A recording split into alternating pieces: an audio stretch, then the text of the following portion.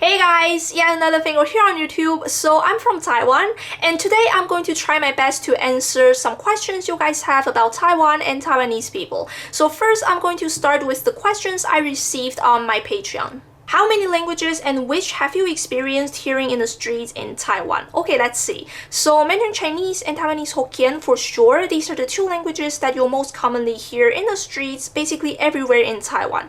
I have actually never heard people on the street chatting in Taiwanese Hakka or any of the indigenous languages throughout many cities in Taiwan. Considering that there are other mother tongues in Taiwan, but the amount of people speaking them is definitely not as much as Taiwanese Hokkien, which is why. There are definitely places where a higher percentage of population would speak this language, but outside of those areas, I would say mostly you can only hear Mandarin Chinese and Taiwanese Hokkien. And specifically in Taipei, it is even more common to hear some foreign languages, specifically English for sure, because a lot of foreigners like to come to Taipei for work, for travel, stuff like that, and also other foreign languages, specifically the other Asian languages. So from what I've heard, Japanese, the Filipino language, the Indonesian language, and Korean.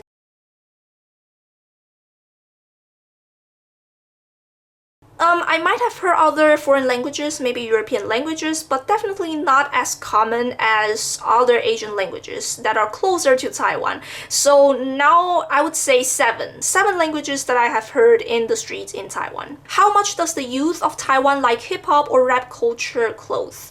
Okay, I don't know for sure, but my general impression is that this genre of music definitely has its market in Taiwan, but probably not as big as the K-pop industry.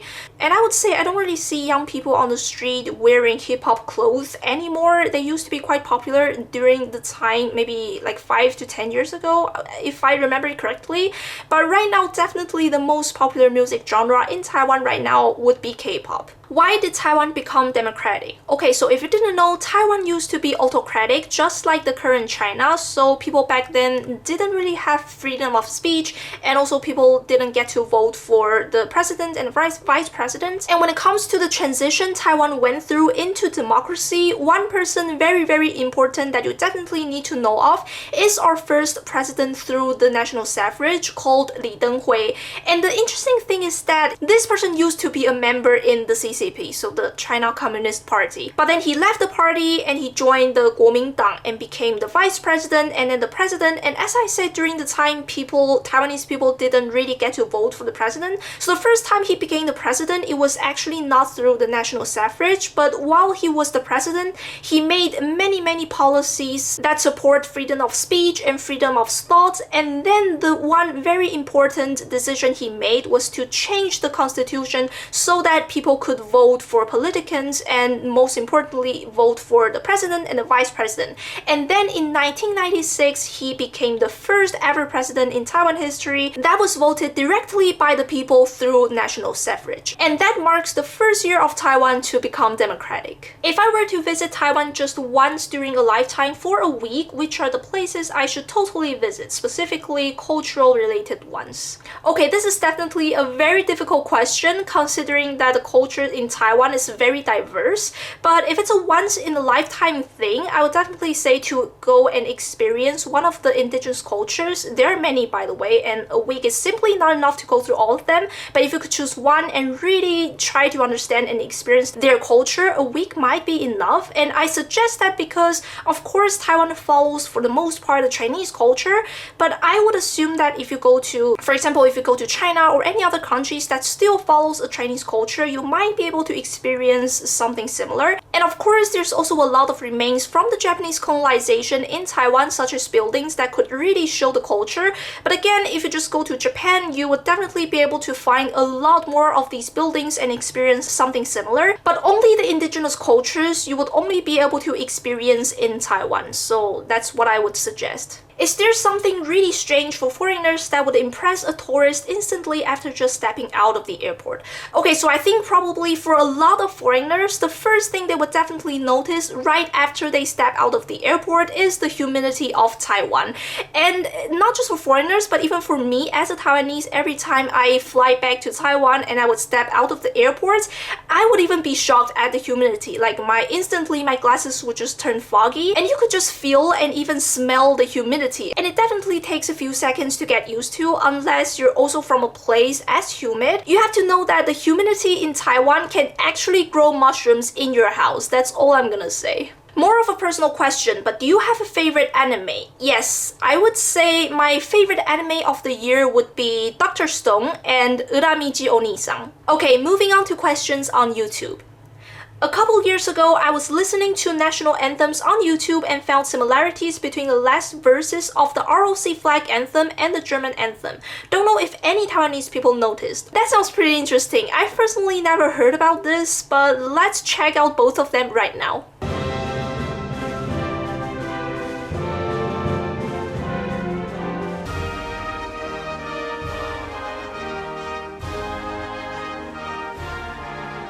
Yeah, I do see the resemblance. I don't know, what do you guys think? Please leave a comment and let me know if you think those two parts sounded similar. Would you like to be called Chinese or Taiwanese? Definitely Taiwanese. I mean, okay, I agree that I'm ethnically Chinese, and also considering that we are the Republic of China, we are also Chinese nationality-wise, but the thing is that most foreigners only know about the People's Republic of China, so if we just call ourselves Chinese, absolutely everybody would just assume that we are from the People's Republic of China, which obviously doesn't describe me. So I definitely prefer to be called Taiwanese for that reason. Do you want Taiwan to be fused with China and have some rights as Hong Kong and Macau? And also, what do you think would be the best future choice for Taiwan? A formal declaration of an independent and sovereign Taiwanese state, status quo, or Chinese reunification? Okay, I'm going to answer these two questions together. So first of all, I personally really hope to see Taiwan someday to be recognized as an independent country by the world, and of course without a war with China. And I know it probably just sounds too good to be even close to possible, but first of all, let's just talk about some other options. So first of all, when it comes to whether or not I think Taiwan should accept China's offer to make Taiwan a part of them under the one country two system law like Hong Kong and Macau, I don't agree with it, because what they have been doing to Hong Kong really proves that people really cannot survive under the CCP if they ever dare to ask for freedom and democracy. And you know that Taiwanese people are definitely going to ask for freedom and democracy, because that's just what we've always had, and we have already grown quite used to it. But that, I think, might result in an even worse situation than Hong Kong that might happen in Taiwan. And another possibility is to keep on the current status quo, which of course everything seems fine so far. So on the surface, it definitely seemed like the safest and probably the only option Taiwan has right now. But I feel like it might not last forever, considering that in the recent year, China has becoming more and more hostile towards Taiwan, and also both the US and China are being more and more outspoken and coming off really strong on this topic. So considering that, I totally feel like even if it's not a full-on military invasion, definitely at some point a huge conflict is going to be inevitable. So I don't think that is a long-lasting way to do. What I do think would be the best for Taiwan is only if Taiwan could develop an industry, something like the semiconductor, but even bigger, so like something really vital to the entire world that only Taiwan can produce. I think only if Taiwan have that will it be able to maybe declare independence and still remain intact from China. But of course, I know that the possibility of that ever happening is probably very close to zero. So for now, I still think that to keep the current status quo is probably still the only option for Taiwan. But again, I don't think it's going to be very long lasting. What history do you learn about Taiwan, as an island only or including mainland China? What do you learn in history class in Taiwan? Okay, again, I'm going to answer these two questions together. So when I was studying high school, it used to be like this. So for the first year, we would study Taiwan history. So about all of that colonial history of Netherlands, Japan, Qing Dynasty, stuff like that. And then in the second year, we would learn about the Chinese history, specifically the mainland China. So about all of the dynasties things, and also the things between ROC and PRC. And then in the third year, we would learn, they call it the world history, but as far as I can remember, it was mainly just about the American history and the European histories.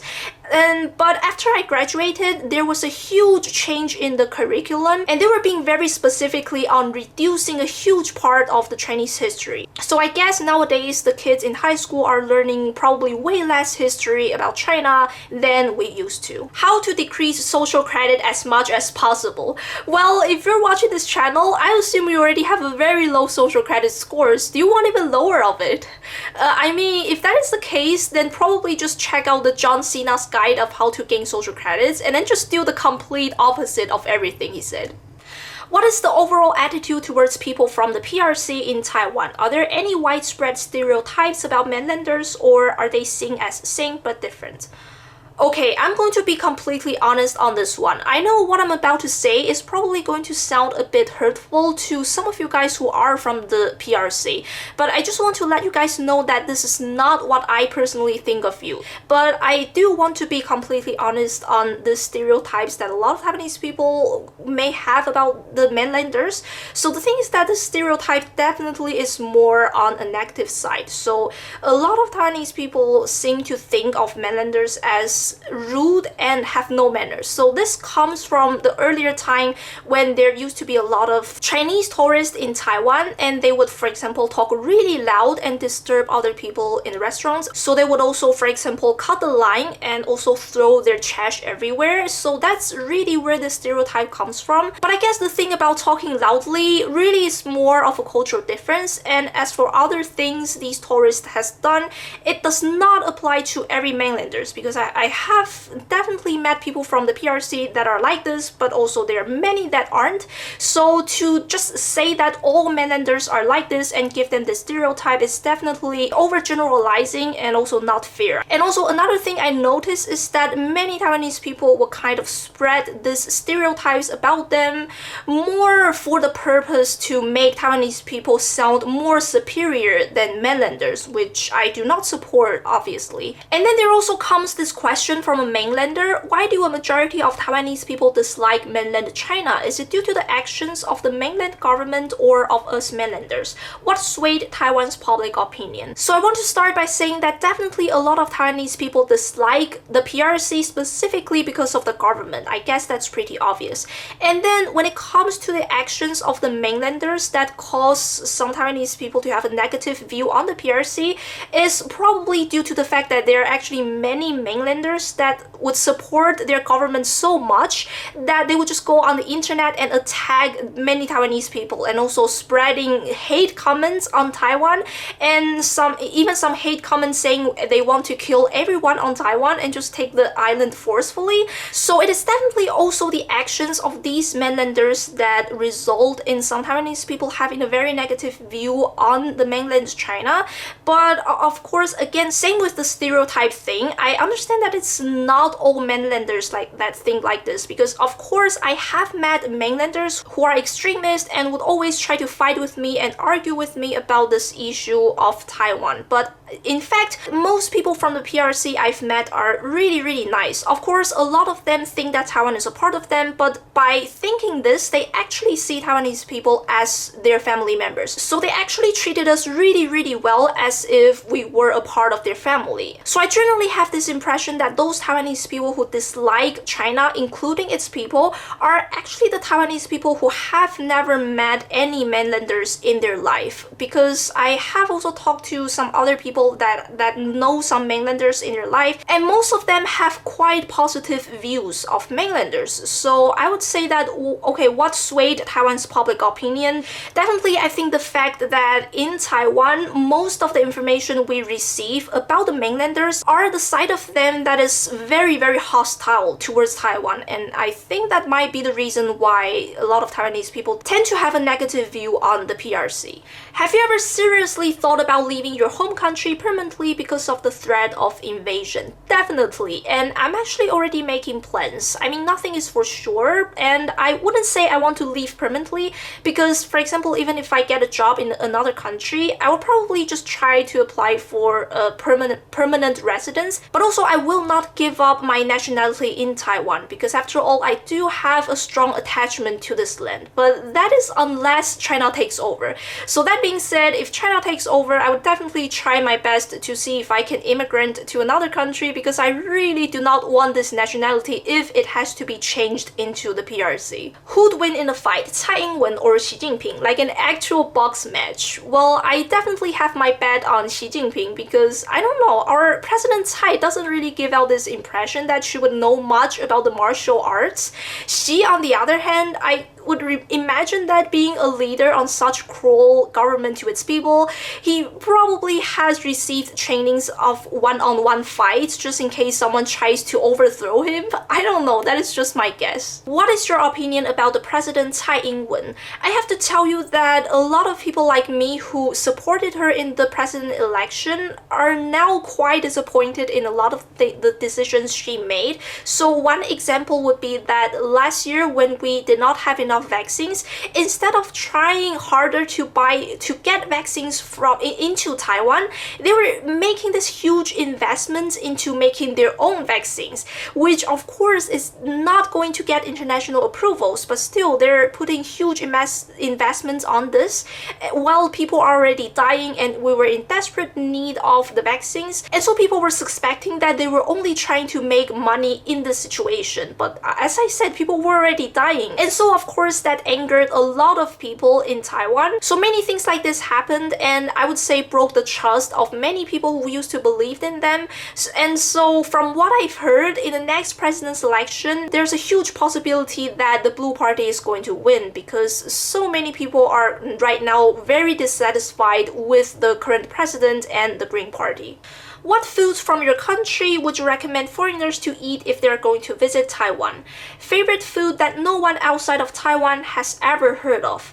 A popular dish from your country. Okay, so I would definitely say this Taiwanese dish called 大肠包小肠. So it's basically Taiwanese pork sausage inside a glutinous sausage, and it tastes really good. But I feel like most foreigners outside Taiwan might have never heard of it even if they visited Taiwan before. But it has always been my personal favorite Taiwanese street food, and I would definitely recommend you guys to check it out if you ever visit Taiwan. Another Taiwanese dish that is also very popular among Taiwanese people, I would say, is yansuji. So it's a type of fried snack where you get to choose what you want in it and the store will fry it for you. And it's definitely a very popular party food in Taiwan, and so I would also recommend you guys to check it out the next time you visit. If you had to put a percentage on it, how much do you use Mandarin in your daily life compared to Hokkien? Just as a rough estimate, of course. Okay, so I would say probably only 10% Taiwanese Hokkien, but 90% Mandarin Chinese. And those 10% probably just comes from me talking to my parents. And those are not even complete sentences, probably just a few phrases here and there, like 搞炸, men, stuff like this. Because in Taipei, everywhere you go, people basically just say Mandarin Chinese for the most part. Do you know any Cantonese, and are there anyone in Taiwan who speak Cantonese regularly like Hokkien and Mandarin?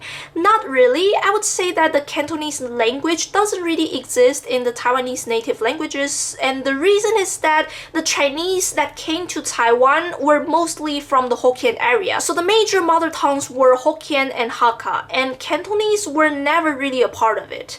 But I will tell you something very interesting. So when the Republic of China first came, there was a time where they have to vote for what language would become the official language of Taiwan, and obviously it is the Mandarin Chinese, so that's what got the highest vote. But the second vote was actually Cantonese, and from what I've heard, Cantonese only lost by 1 vote, so Taiwan was this close to speaking Cantonese like Hong Kong, so that's definitely pretty interesting. Alright guys, so there are actually way too many questions to be fit into one video, so I've decided to split them into two parts. So if I haven't gotten to your question yet, please don't feel disappointed because I am going to make a part 2 answering to some more questions. So the thing is, I have been filming double the time than what I would usually spend on a video, and I have only gone through half of the questions I picked, and I'm just really tired. It's already almost 5 p.m. and I have to post this video tonight, so I don't think I'm gonna make it. So that being said, the second part of the video is probably going to be out in a week or two. Again, I'm really sorry if I wasn't able to include your question in this video, but I most likely will in the next one, including this question that I put on the thumbnail. And yes, that was an actual question that I got in a comment. So that's basically it for today's video. Thank you so much for watching. I really hope you enjoyed it, so please leave a like if you did, and please subscribe for more Taiwan related content, and also the second part of this video, of course. Again, thank you for watching, and I will see you in the next video.